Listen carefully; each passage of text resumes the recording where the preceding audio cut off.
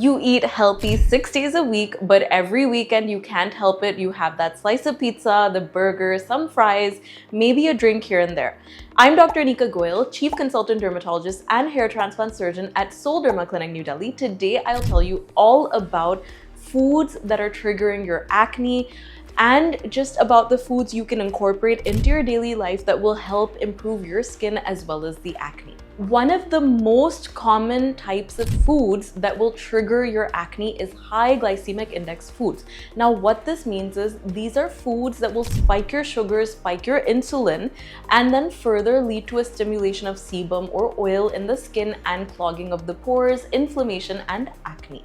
So when we talk about high glycemic index foods, we're talking about foods like white bread, white pastas, burger buns, any kind of fast digesting carbs, essentially, to simplify it further. So we're also talking about excessively refined sugar, dairy products, we're talking about desserts. So all of the good stuff that we really enjoy indulging on, they are potential triggers for your acne. So you'll really have to cut down. I usually advise my patients, I understand it's so hard to just cut everything out. Additionally, I usually like to advise my patients to try their best to cut out gluten, sugar, dairy, limit the carb intake. So all of this combined, when we work on everything holistically, you will see a good change in your skin, and it takes time. So what people tend to do is they do it for a week, they get impatient and they fall off the wagon. They'll reach for that pizza, they'll reach for that soda, or they'll have, indulge in something. But the point is that if you're not consistent with this, you won't see the result of it, because even one food item in the week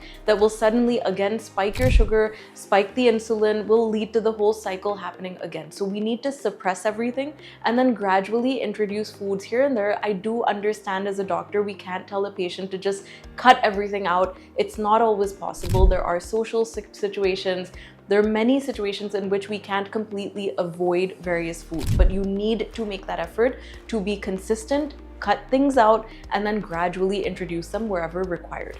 Also focus more on healthy substitutes. So instead of, for example, having white rice, you could consider having brown rice. You could consider quinoa. You can consider so many other options like millets, ragi. There are many options available to us these days, so you have to just be more mindful and put in that effort. Greasy fried food is another one.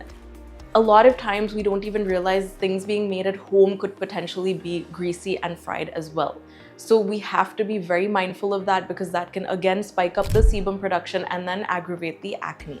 Apart from this, processed foods like packaged foods, processed foods like chips, cookies, all of this, bakery items, all of these items will flare up the acne as well.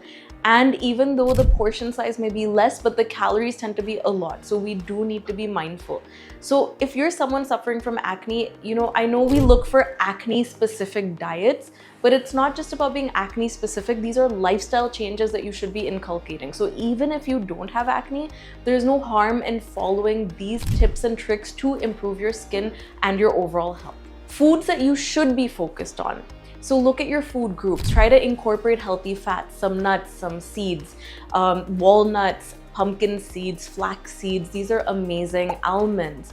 Along with this, you can add on some healthy fats from avocado.